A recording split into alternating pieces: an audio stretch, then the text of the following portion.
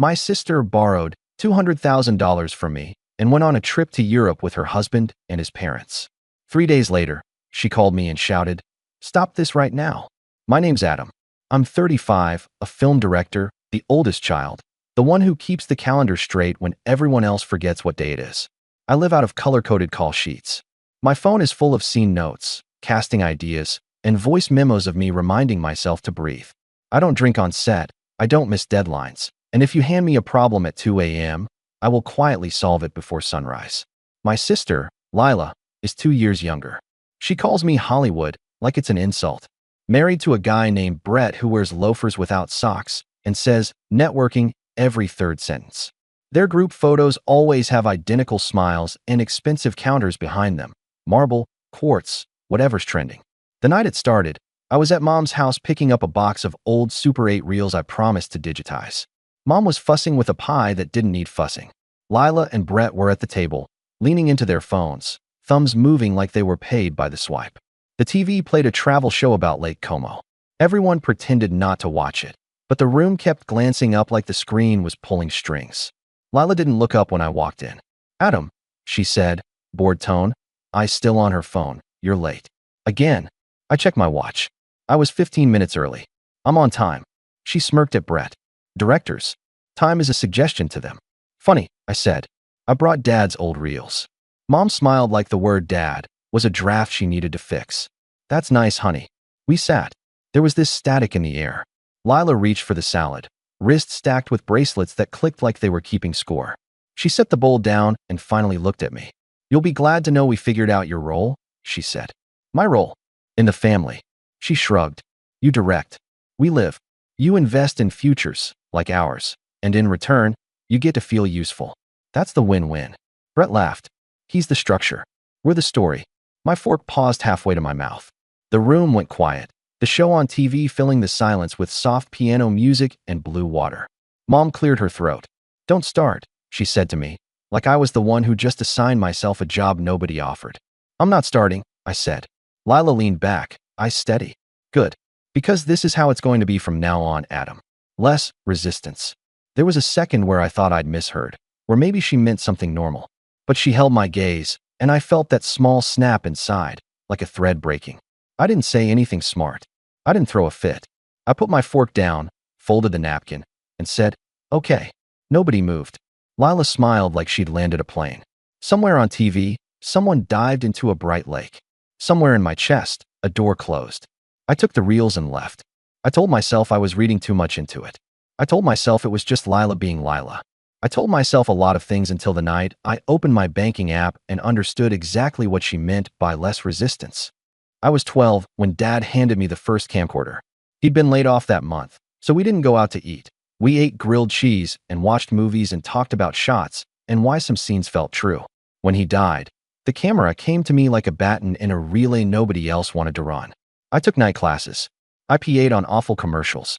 I shot weddings for people who said, "Make us look like a film."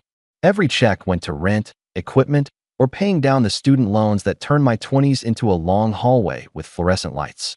Lila didn't do hallways. She did skylights. New phones, new trips, new reasons. And I was the fix. I paid her deposit when her first apartment, unexpectedly, needed 3 months up front. I paid for Brett's bridge month when he left a job to launch something that never launched. I covered a dentist bill, a car repair, another dentist bill. Each time came with a blonde smile and a promise. "Just this once. You're amazing. We'll pay you back." Mom fed the script. "Your sister isn't built like you," she'd say. "You're strong. You'll be fine." Translation, "You recover fast, so you can take the hit." When my first feature premiered, Lila missed the screening because of a yoga retreat. She sent a heart emoji and a long voice note about how proud she was while asking, casually at the end, if I could float her for 2 weeks. I did. Of course I did. Here's the boring part, the part nobody puts in a montage: spreadsheets, tax folders, line items. The IRA I opened with $50 auto deposits. The production LLC with its own account, so I wouldn't blur my money with investor money. The habit of photographing every receipt like it mattered, because it did. In January, I sold a script. The kind of deal with milestones, deliverables, and a wire that made me sit down when the notification hit. Part of it was earmarked for crew bonuses on a brutal indie I'd just wrapped. Part of it was the down payment for a small house near the studio, so I could stop living out of boxes. The rest was cushion, a thing I'd never had. I called Mom. She said, finally, like I'd graduated from being useful to being very useful. 2 weeks later, Lila invited us all over. Big roast. New candles that smelled like old money. Brett was already pouring glasses when I arrived. He clinked mine. To family ventures, he said. Red flag, but I set it down gently. We ate. We did small talk. The travel show was on again. Lake Como's water looked like a screensaver. Lila waited until the plates were stacked and then put her phone face down like she was about to deliver a TED Talk. So, she said, we're going to Europe. Mom clasped her hands. How lovely.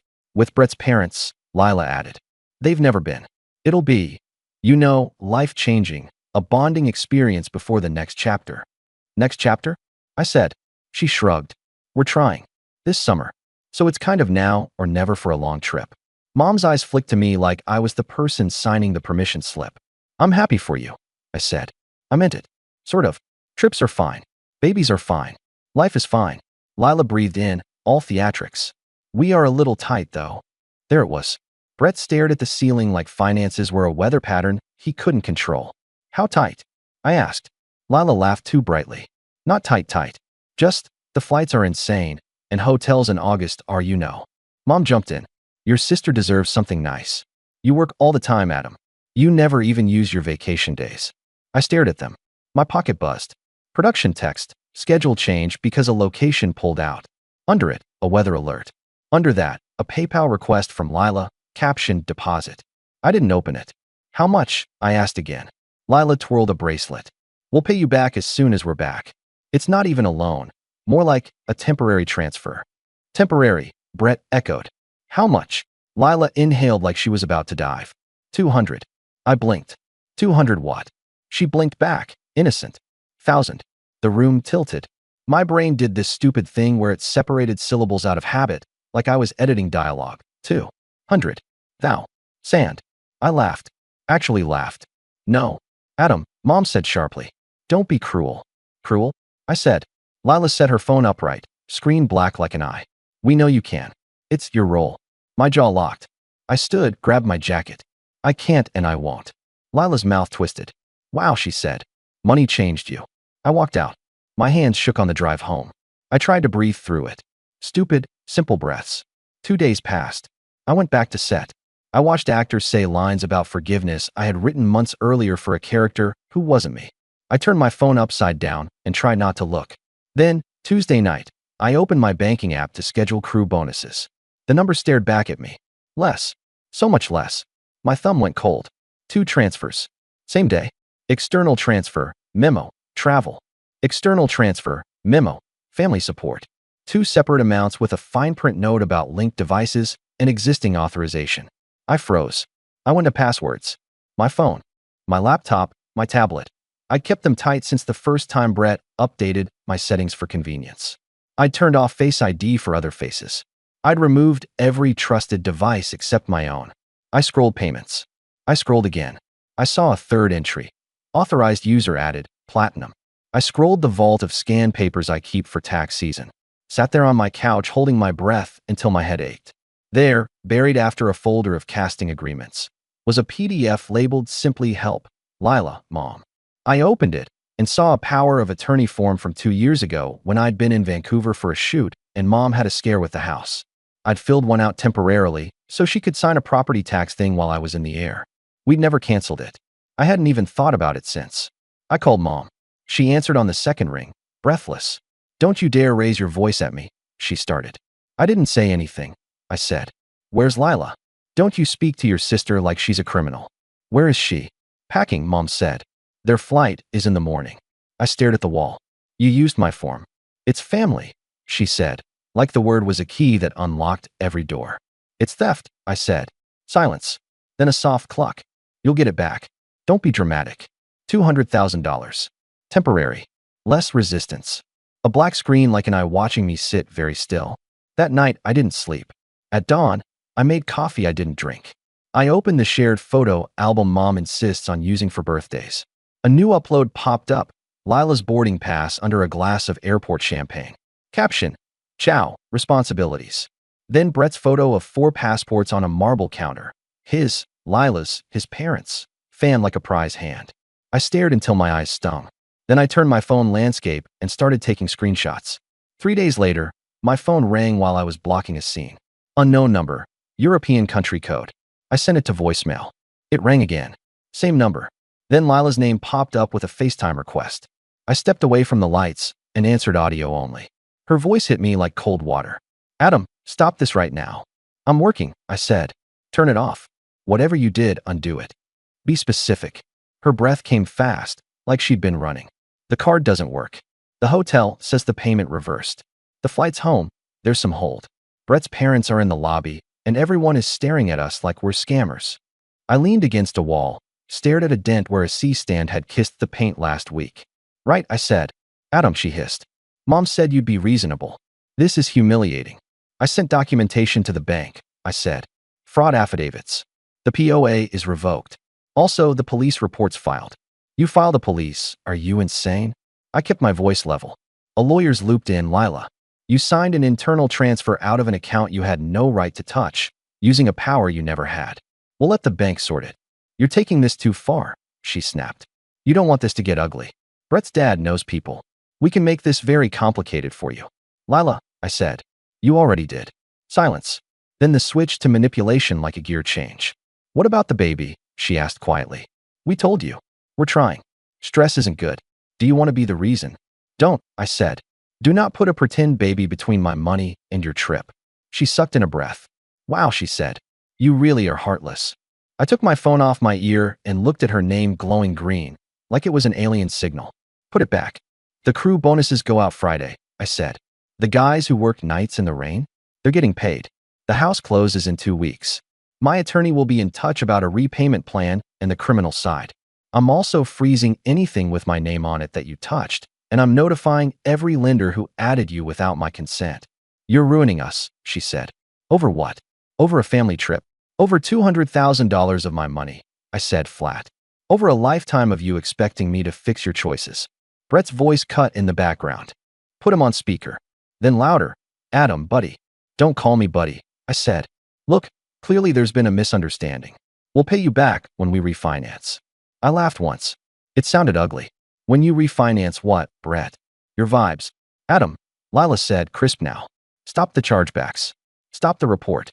We will wire something today. Send it to my attorney, I said. Adam, she tried again, soft this time, Hollywood. It used to be a joke that stung. Now it was just noise. I have to get back to set, I said. This conversation is over. You'll regret this, she snapped. Mom will never forgive you. Then I guess we're all finally being honest, I said, and hung up. I stood there in the quiet corridor with a roll of gaffer tape at my feet and the smell of paint and cheap coffee in the air. I could hear my first AD calling for a reset. Somewhere down the hall, an actor ran lines under his breath. I walked back in, nodded at camera, and said, from the top. The bank froze everything with my name faster than I expected. Fraud department, red flags, hold codes I wrote down in a notes app, one titled Lila. The POA got revoked in a conference room where my lawyer used phrases like egregious breach and unauthorized enrichment. I asked him if we had to go nuclear. He looked at the numbers and said, you're already in the mushroom cloud. Mom left 8 voicemails the first day. The first 3 were anger. How could you do this to your sister? The next 3 were bargaining. Just lift the hold for one hotel, Adam. They're being embarrassed. And the last 2 were the tired martyr voice I knew too well. You're tearing this family apart. I saved them all. I didn't reply. On set, I was steady in a way that scared me. It was like directing on a cliff ledge. Your feet feel the edge, but your hands still draw the same straight lines. I watched dailies at midnight. I sent crew bonuses Friday, and one grip texted me a photo of a rent receipt with thank you and a heart. I stared at it like it was proof humanity still made sense. Lila's Instagram went quiet. Brett's parents' account did not. A post from an anonymous account popped into my DMs, a photo of them at a front desk, faces blurred, text overlay. When your luxury plan meets reality. I didn't share it. I don't do public humiliation. I don't need the internet to clap for me. I needed my money back and my boundaries to mean something. By Monday, my lawyer had drafted a repayment schedule with teeth. Accountants put the numbers in a table that looked boring until you realized each cell was a month of someone else's entitlement. Interest, defaults, consequences. He CC'd Lila and Brett. Brett replied 3 minutes later. We won't sign anything until we talk like adults. Family shouldn't involve lawyers. Lila replied 5 minutes after that. A paragraph about love and duty and how I'd forgotten where I came from. I wrote back one line. You can address counsel.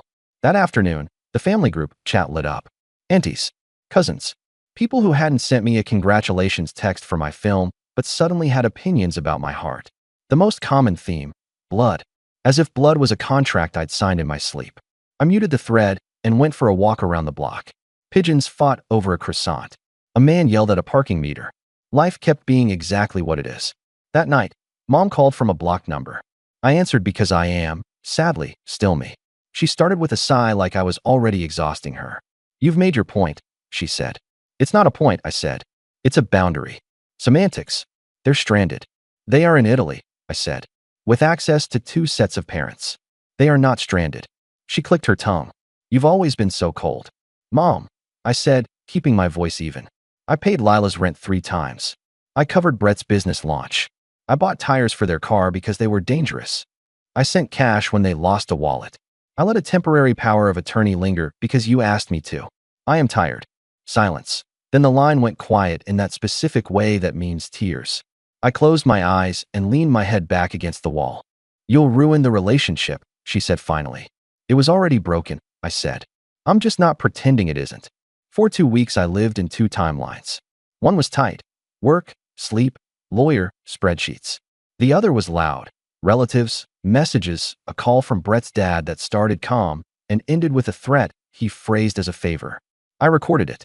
Sent it to my lawyer. He laughed without humor. They're used to handshakes, he said. You're giving them contracts. 3 small things happened that shouldn't matter, but did. First, my DP left a coffee on my chair with a note. For whatever they took. He didn't mean the money. Second, I went to look at a house. Nothing special. White paint, crooked hallway, a backyard the size of a film trailer. The realtor talked about entertaining. I pictured a folding table with script pages spread out, a lamp, quiet. I put in an offer. I didn't tell anyone. Third, Lila texted me, I'm sorry, at 2:17 a.m. A minute later, can you call me? I stared at the screen until my eyes hurt. Then I put the phone face down and fell asleep for the first time in weeks. The next morning, my lawyer forwarded a wire transfer, the first chunk. It wasn't all, nowhere close, but it was some. It came with a signed agreement after all. Minimum monthly amounts. Collateral listed as vehicle and non-retirement brokerages. I didn't gloat. I also didn't reply to Lila's apology. I let the document be the conversation. By Friday, the group chat had turned on itself. A cousin posted a paragraph about accountability. An aunt wrote, but family, again, and another aunt wrote, he said no. It was the strangest sensation. People arguing about me like I wasn't there. I closed the app. 2 days later, Lila swung by my apartment without warning. I opened the door to her face. Tired, puffy, less curated. No bracelets. No smile. Can we talk? She asked. We are, I said, and stepped aside because I was raised by the same woman who taught me to always offer water even when you wanted to throw the glass. She stood in my living room looking small. I messed up, she said, and for a second it sounded like truth. You stole, I said. She nodded. Brett said we could figure it out later, and Mom said you wouldn't miss it, and it felt like she choked on her own sentence. I'm sorry. I waited. People think apologies are a spell. They say the word and time rewinds. It doesn't. It just pauses. You still have to move. We signed, she added. We're paying. I sold some stocks. Dad, Brett's dad. She stopped. Whatever. I saw the transfer, I said. She looked up, hopeful. So, can you unfreeze the card? Just for groceries? For a few weeks? I shook my head. No. Her mouth tightened. I said I'm sorry. And I said no. She stared at me like I'd become a stranger. Maybe I had. Maybe that was the point. On her way out, she touched the boxes by my door. Books, a small lamp. The framed production still Dad took of me at 17 with a boom mic too heavy for my shoulder. Are you moving? She asked. Soon, I said. To where? Somewhere quiet, I said. She paused like she might say something real. Then she didn't. She left. The door clicked. My apartment felt huge. I closed my eyes and pictured Lake Como. Blue water, Piano music, a woman with bracelets realizing you can't buy silence anymore. People think closure is a speech. It isn't. It's a list you keep on your phone and actually follow. I closed the old savings account and opened a new one with actual, human eyes behind it. I removed every trusted device that wasn't mine, double-checked that Face ID was just my face, and deleted the ancient scan POA I should never have left floating like a loose nail on a set. I told my lawyer we were not pressing criminal charges, for now, because I didn't want to tie my next year to courtrooms. I also told him that one missed payment triggers it all. He said good, in a tone that meant, finally. I bought the crooked house. The first night in the quiet, I ate takeout off a moving box and listened to the refrigerator hum like a shy animal. I tacked a call sheet to the wall by the door out of habit. Scene 1. Morning. Scene 2. Coffee. Scene 3. Write something anyway. My brain kept waiting for my phone to explode, to shout me back into the role I used to play. It didn't. A text came from my grip. The bonuses saved my month. Another, from my editor, were locked. Those messages felt like small, specific blessings. The kind you earn. Mom hasn't been by. We spoke once. She tried to reframe the story without even hearing herself. It got out of hand. It was a misunderstanding. You could have handled it privately. I said I did. You made it public. She said, you're cruel, with her voice shaking. I said, I'm consistent. When we hung up, I didn't cry. I made tea and trimmed an email because that's who I am when nobody's watching. Lila and I text sometimes. Sure things. Logistics. Payments. A photo of a grocery list with the word budget on it. Hers, not mine. I didn't respond with a lesson. I'm done being a coach for people who don't show up to practice. I visit Dad's reel on my new shelf and say out loud, I did it. He doesn't answer. He never did. He just stood next to me while I tried. Somehow that's enough. Brett sent a long apology email last week. It read like a legal document in a suit that didn't fit. He signed it with respect. I archived it. Respect isn't a paragraph. Respect is not touching what isn't yours. Respect is showing up when it's inconvenient and shutting up when it's time to listen. I saw a travel show last night while I was unpacking. Lake Como again, because the algorithm knows I stared at those photos too long. The piano music was soft. The water was pretty. I didn't feel bitter. I didn't feel triumphant. I just felt here, in a house that's mine, with a lock that turns and a bank account that holds. I keep one rule posted on my fridge now. It's printed in 14-point font like a script note. I am not your ATM. It's not cute. It's not a joke. It's a boundary. Simple, blunt, solid. Lila knows it. Mom knows it. I know it most of all. If you want the moral, it's boring because good morals usually are. People will use you as long as you let them. They will call it family. They will call it love. They will dress it in bracelets and soft words.